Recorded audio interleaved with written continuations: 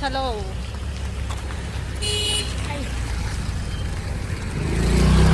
Teacher ಎಲ್ಲೋ ನೋಡ್ದಂಗೈತಲ್ಲ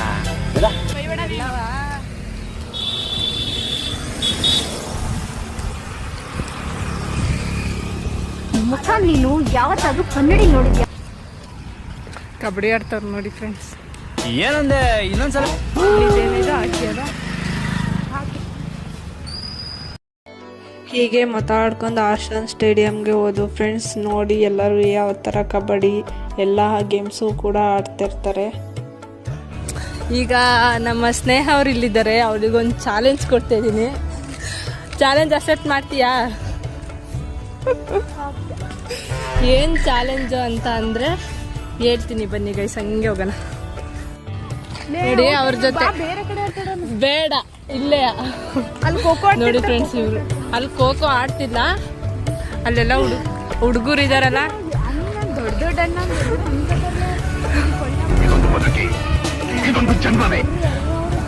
ಅಂಕಲ್ದಿರಲ್ಲ ಅವರು.